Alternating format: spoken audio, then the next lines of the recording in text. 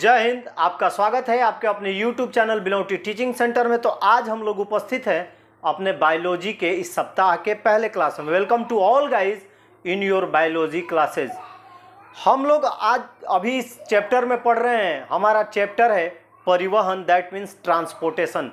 हम लोगों ने अभी तक पढ़ा कि किस प्रकार से पौधों में पानी का यानी वाटर का और फूड सब्सटेंसेस जो होते हैं उनका किस प्रकार से ट्रांसपोर्टेशन पौधे करते हैं, इसके बारे में हम लोग विस्तृत जानकारी पढ़ चुके हैं। उसके बाद हम लोगों ने पढ़ा ट्रांसपीरेशन, दैट मीन्स वाष्पोत्सर्जन। किस प्रकार से जल को अवशोषित करके पौधे फिर उसे गैस में बदलकर वायुमंडल में किस प्रकार छोड़ते हैं, इसकी भी जानकारी हम लोग कर चुके हैं। तो चलिए, हमारा जो टॉपिक है कि देखिए आपको सामने दिखाई दे रहा होगा कि पौधों में खाद्य एवं अन्य पदार्थों का परिवहन, that means transport of food and other substances in plants. यानी जल हमने देखा और उसके बाद भी जो भी हमारे मिनरल्स होते हैं उनको किस प्रकार से पौधे अपने जड़ों से लेकर अपने पत्तियों तक किस प्रकार से ट्रांसपोर्ट करते हैं, उसका परिवहन करते हैं, उसके बारे में हम जानकारी लेंगे। आप लोगों को ऐसे भी मालूम है कि कोई स्ट्रॉन्ग जो होता है वो अपने से दुर्बल को यानी अपने से वीक को हमेशा दबाते रहता है। तो सेम प्रोसेस खाद्य ट्रांसपोर्टेशन में सेम प्रोसेस वैसे ही होता है। यानी कोई सब्सटेंसेस जो है जो कम ज़्यादा होता है वो कम की ओर हमेशा क्या करता है, प्रवाहित होते रहता है, ट्रांसपोर्ट होते रहता है। यानी कम की ओर हमेशा मजबूती से जो स्ट्रोंग रहता है वो प्रवाहित होते रहता है। तो खाद्य पदार्थों का जो परिवहन होता है यानी फूड सब्सटेंसेस ट्रांसपोर्टेशन उसी प्रकार से होता है। यानी जहाँ पर भी थोड़ी भी सांद्रता कम मिल जाती है वहाँ पर क्या होता है कि स्ट्रोंग सांद्रता वाला जो फूड सब्सटेंस है वो आगे की ओर बढ़ जाता है। तो चलिए एक बार बोर्ड पे नज़र मारते हैं, उसके बाद इसको समझने का प्रयास करेंगे। पौधों में खाद्य एवं अन्य पदार्थों का परिवहन, that means transport of food and other substances plant.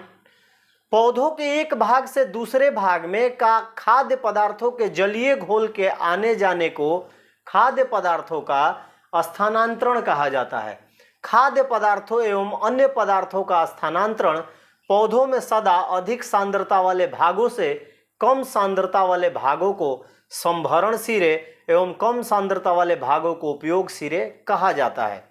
खाद्य पदार्थों का स्थानांतरण फ्लोएम की चालनी नालिकाओं द्वारा होता है। ये नालिकाएं छोटे छिद्रों द्वारा जुड़ी रहती हैं जो खाद्य पदार्थों के स्थानांतरण के लिए विशेष रूप से उपयुक्त हैं। खाद्य पदार्थों के स्थानांतरण के लिए ऊपर की ओर ऊपरमुखी द्विदिशीय पथ में गति होती है और फ्लोएम पौधों की आवश्यकता के अनुसार खाद्य पदार्थों का स्थानांतरण विभिन्न भागों में करता है।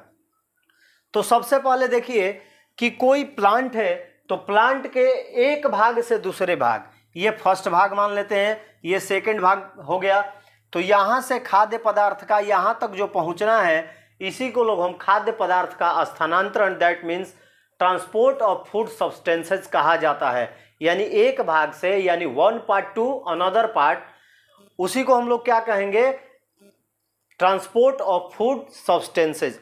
अब ये होता कैसे है, तो यदि दो वाला भाग कम सांद्रता वाला होता है तो स्ट्रॉन्ग जो होता है जिसका उच्च सांद्रता होता है वो दूसरे तरफ बहता है। आप लोग देखे होंगे हमारे गाँव में जहाँ पर बोर चलता है, बोरिंग चलती है, वहाँ पे क्या बनाया जाता है, नालियाँ बनाई जाती हैं जिसको कराहा बोला जाता है। वो ढलान पे होता है, यानी जिधर नीचा रहेगा उधर ही पानी प्रवाहित होगा। तो उसी तरह हम समझने की कोशिश करते हैं कि खाद्य पदार्थ उसी तरह जाते हैं जिधर कम सांद्रता होगा तो अधिक सांद्रता से कम सांद्रता की ओर ये जाते हैं। अब देखिए अधिक सांद्रता वाले सिरे को क्या बोलते हैं हम लोग, संभरण सिरे। यानी जिसका अधिक सांद्रता है, जो स्ट्रॉन्ग है, वो संभरण सिरा होता है। और कम सांद्रता जो वीक है, जिसका वीक संभरण है, उसको हम लोग बोलते हैं उपभोग सिरे। योग लिख दिया हूं, इसको उपभोग कर दीजिएगा, उपभोग सिरे। अब इसमें आपको भी मालूम है कि फ्लोएम क्या करता है, फ्लोएम का काम होता है पूरे पौधों में खाद्य पदार्थों का वहन करना, यानी खाद्य पदार्थों को नीचे से ऊपर की ओर या ऊपर से नीचे की ओर लाना रहता है। उसमें मैंने आपको जब फ्लोएम पढ़ाया था तो उस समय उसकी कोशिकाओं को बताया था, वो चालिनी रूपी होती हैं जिनमें छोटे छोटे छिद्र होते हैं। इनके द्वारा क्या होता है कि अधिक सांद्रता से कम सांद्रता की ओर इन्हीं चालनी नालिकाओं द्वारा खाद्य पदार्थों का ट्रांसपोर्टेशन होता है, परिवहन होता है। और जितना उपयोग होता है, जितना जरूरत होता है पौधों के भागों को, उसी उपयोग के अनुसार, उसी आवश्यकता के अनुसार फ्लोएम जो है खाद्य पदार्थों यानी फूड सब्सटेंसेस को अलग अलग भागों में ट्रांसपोर्ट करता है ताकि पौधों की ज़रूरतें पूरी हो जाएं और वो पूर्णतः विकास कर सके। तो उम्मीद है कि आप लोगों को ये समझ में आ गया होगा कि किस प्रकार से खाद्य पदार्थों का ट्रांसपोर्टेशन किसी पौधों में होता है, जिसमें मुख्य भूमिका फ्लोएम निभाता है। फ्लोएम की चालनी नालिकाएं निभाती हैं जो कि एक भाग से दूसरे भाग तक अधिक सांद्रता से कम सांद्रता की ओर खाद्य पदार्थों का परिवहन करती हैं जितनी उनकी आवश्यकता होती है। तो इसको नोट कर लीजिए हिंदी वाले, इसके बाद मैं इंग्लिश का थ्योरी लिखता हूं, उसके बाद इंग्लिश वाले नोट कर लेंगे। तो चलिए फटाफट, देरी मत कीजिए, इसको नोट कर लीजिए।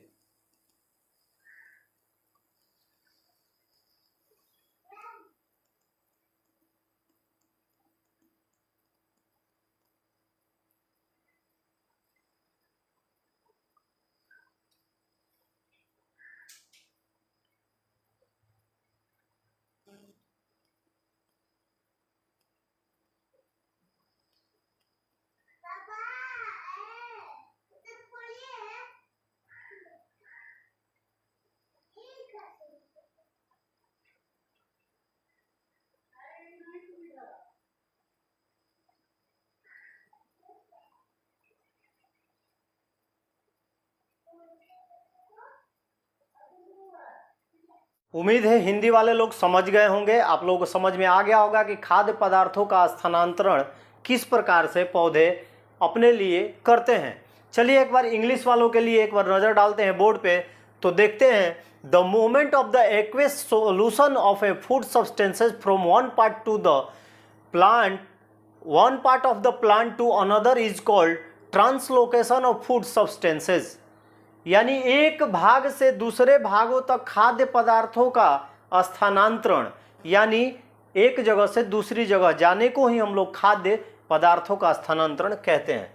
Food and the other substances are always translocation in plants from areas of high concentration to areas of low concentration. यानी उच्च सांद्रता से निम्न सांद्रता की ओर ही खाद्य पदार्थों का ट्रांसलोकेशन होता है, ट्रांसपोर्टेशन होता है। The part of high concentration called is supply end and the part of the low concentration are a consumption end. Food transport is carried out by the shape tubes of the phloem. These tubes are connected by a small pores which are particularly suitable for the transportation of food. हम लोग, मैंने क्या बताया, ऊपर वाले भाग को संभोग सिरा, ऊपर वाले भाग को हम लोग कहते हैं, आप लोगों को मैंने बताया था ऊपर वाले भाग को संभरण सिरा कहते हैं तथा नीचे वाले भाग को हम लोग उपभोग सिरा कहते हैं। यानी supply end and consumption end, ये दो होते हैं। यानी अधिक जहाँ से नीचे की ओर जाता है खाद्य पदार्थ या चढ़ता है अधिक सांद्रता से कम सांद्रता की ओर, तो उनके दोनों सिरे को, एक को सप्लाई इंड कहते हैं, एक को कंजम्पशन इंड कहते हैं। और ये किसके द्वारा होता है? फ्लोएम की चालनी नलिकाओं द्वारा होता है, जो कि चालनी रूपी होती हैं, जो कि उनमें खाद्य पदार्थों को स्थानांतरण के लिए, सप्लाई के लिए वो उपयुक्त होती हैं। उसके बाद जब आगे चलते हैं तो for the transport of the food there is a upward bidirectional movement in phloem of plants transfer food to different part as needed. जितनी जरूरत होती है पौधों के भागों को खाद्य पदार्थों तथा अन्य पदार्थों की, उतना ही चालनी नालिका है, फ्लोएम की चालनी नालिकाएं उनको उन तक पहुंचाती हैं। तो ये इंग्लिश का था। तो इंग्लिश वाली इस थ्योरी को लिख लेंगे। इसके बाद चलिए हम लोग चलते हैं अपने अगले टॉपिक पे, क्विक फास्ट, इसको नोट कर लीजिए।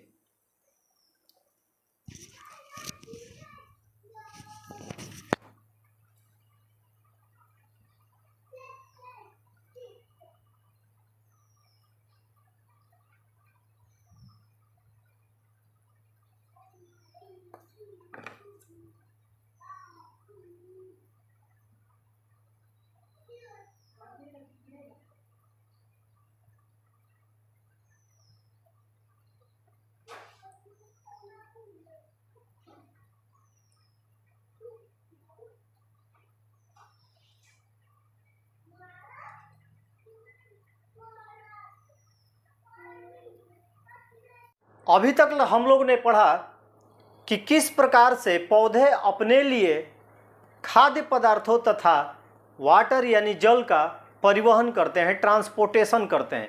अब बारी है जंतुओं की, यानी उच्च कोटि के जो जंतु होते हैं वो किस प्रकार से ट्रांसपोर्टेशन करते हैं अपने फूड सब्सटेंसेस का या अन्य पदार्थों का। तो चलिए हम लोग पढ़ेंगे, हमारा अगला पॉइंट यानी अगला टॉपिक जो है वो है जंतुओं में परिवहन यानी ट्रांसपोर्टेशन इन एनिमल। अभी तक हम लोग क्या पढ़ रहे थे, प्लांट्स के बारे में पढ़ रहे थे, यानी हमारा चैप्टर जो 3rd है वो परिवहन है, उसमें हम लोग पढ़ रहे थे ट्रांसपोर्टेशन, जो कि अभी तक प्लांट्स के बारे में पढ़ रहे थे। लेकिन अब हमारी जो चर्चा होगी वो अनदर एनिमल्स के बारे में होगी, यानी जो उच्च श्रेणी के जंतु होते हैं यानी हाइगर सीरीज एनिमल्स होते हैं, उनके बारे में पढ़ेंगे कि उनमें जो खाद्य पदार्थों का परिवहन या जल का परिवहन किस प्रकार से होता है। तो जैसा कि हम लोगों ने पढ़ा कि जाइलम तथा फ्लोएम ये क्या करते हैं, पानी तथा खाद्य पदार्थों को पौधों के हर एक भागों में पहुंचाते हैं। वैसे ही एक संरचना तो जरूर होगी एनिमल्स में। एनिमल्स में हम भी आते हैं, हम भी उच्च कोटि के एक जंतु ही है, मनुष्य हैं। हमें भी एक तो ऐसा कुछ होगा, कोई ऐसा एक तंत्र होगा जिसके द्वारा हम क्या करेंगे, अन्य पदार्थों को या जो भी हमारे अंदर ज़रूरतें होती हैं उनको ढोने के लिए किसी तंत्र का निर्माण होगा। तो सीधी सीधी भाषा में हम बताएं तो उच्च श्रेणी के जंतुओं में परिसंचरण तंत्र होता है या रक्त परिवहन तंत्र होता है, जिसके माध्यम से हार्मोन्स, अन्य पदार्थ, ब्लड यानी रक्त का परिवहन होता है और हमारी एनर्जी के लिए जो भी ज़रूरतें होती है इन्हीं परिसंचरण तंत्र द्वारा यानी सर्कुलेटरी सिस्टम द्वारा या ब्लड सिस्टम द्वारा क्या होता है, ब्लड ट्रांसपोर्ट सिस्टम द्वारा क्या होता है कि हमारे शरीर में अलग अलग जगहों पर अन्य पदार्थ पहुंचते हैं। तो चलिए एक बार पहले बोर्ड पे नज़र डालेंगे और बोर्ड पे नज़र डालने के बाद फिर हम लोग इसको समझने की कोशिश करेंगे। हमारा टॉपिक है जंतुओं में परिवहन, that means transportation in animal. उच्च श्रेणी के जंतुओं में एक विशेष प्रकार का परिवहन तंत्र पाया जाता है जो ऑक्सीजन, कार्बन डाइऑक्साइड, पोषक तत्वों, हार्मोन, उत्सर्जी पदार्थों या अन्य उपापचयी क्रियाओं के फलस्वरूप उत्पन्न विभिन्न पदार्थों को शरीर के एक भाग से दूसरे भाग में ले जाते हैं। इस तंत्र के तीन प्रमुख अवयव हैं रक्त, हृदय तथा रक्त वाहिनियां मिलकर रक्त परिवहन तंत्र या परिसंचरण तंत्र का निर्माण करती हैं। सीधी भाषा में कहा जाए तो परिसंचरण तंत्र या रक्त परिवहन तंत्र के द्वारा ही उच्च कोटि के जंतु या उच्च श्रेणी के जंतुओं में खाद्य पदार्थों का, जल का, रक्त का, हार्मोन्स का या अन्य सब्सटेंसेज का ट्रांसपोर्टेशन होता है। ठीक है, ये आप लोगों की क्लियरिटी हो चुकी होगी। अब एक बार इंग्लिश पे नजर डालते हैं। Higher animal have a special types of transport system which carries oxygen, carbon dioxide, nutrients, hormones, etc. substances or various substances produced as a result of other metabolic activities from one part of the body to another. Three major components, blood, heart and blood vessels, together from the blood transport और circulatory system। तो देखिए कुल मिलाकर रक्त, हृदय और रक्त वाहिनियाँ, जिसे हम लोग क्या कहते हैं, नसें कहते हैं। हमारे शरीर में बहुत सारी नसें होती हैं, ये ना रहे तो ना ही जल जाएगा, ना ऑक्सीजन जाएगा, ना हार्मोन्स जाएंगे, ना ब्लड जाएगा, ऐसे ही आदमी मर जाएगा। यानी 3 मेजर, पहला हमारा ब्लड हो गया, ब्लड के बाद हमारा हार्ट हो गया, हृदय, और उसके बाद ब्लड वेसल्स हो गए। ये 3 मिला के बनाते हैं सर्कुलेटरी सिस्टम या ब्लड ट्रांसपोर्ट सिस्टम, यानी रक्त परिवहन तंत्र या परिसंचरण तंत्र। यानी सीधी सीधी भाषा में जंतुओं में परिवहन जब आपके सामने आए तो डायरेक्ट एक बार ऐसे सोचिएगा, जो वीडियो देखेंगे, और डायरेक्ट लिखेंगे कि उच्च श्रेणी के जंतुओं में परिसंचरण तंत्र के द्वारा ऑक्सीजन, कार्बन डाइऑक्साइड, हार्मोन्स, अन्य उपापचयी क्रियाएं का परिवहन होता है। इनके 3 मुख्य अवयव होते हैं, रक्त, रक्तवाहिनियां तथा हृदय। ये तीनों मिलकर एक परिसंचरण तंत्र का निर्माण करते हैं। ये किन में लागू होता है? ये उच्च कोटि के जंतुओं में लागू होता है। उम्मीद है आप लोगों को समझ में आ गया होगा, तो इसको जल्दी से नोट कर लीजिए, और नोट करने के बाद एक इसका अति महत्वपूर्ण नोट है, उसको भी नोट कर लीजिएगा। जल्दी से इसको नोट कर लीजिए।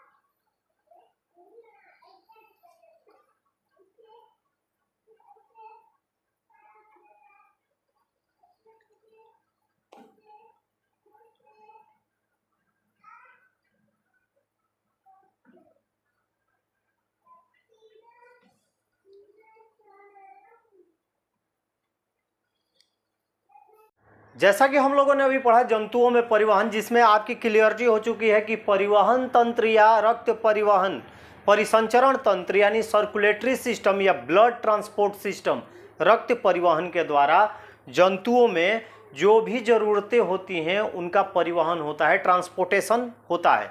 उसके बाद आपका एक छोटा सा नोट है, उसको भी आप लोग लिख लीजिएगा। नोट में है क्या कि इसके अतिरिक्त परिवहन के लिए लसिका तंत्र नामक एक और तंत्र भी उच्च श्रेणी के जंतुओं में पाया जाता है। Apart from this, another system called lymphatic system is also found in higher class animal for transportation। यानी कुल मिलाकर उच्च श्रेणी के जंतुओं में 2 प्रकार के तंत्र पाए जाते हैं। पहला परिसंचरण तंत्र या रक्त परिवहन तंत्र, दूसरा होता है लसिका तंत्र यानी लिम्फेटिक सिस्टम या सर्कुलेटरी या ब्लड ट्रांसपोर्ट सिस्टम।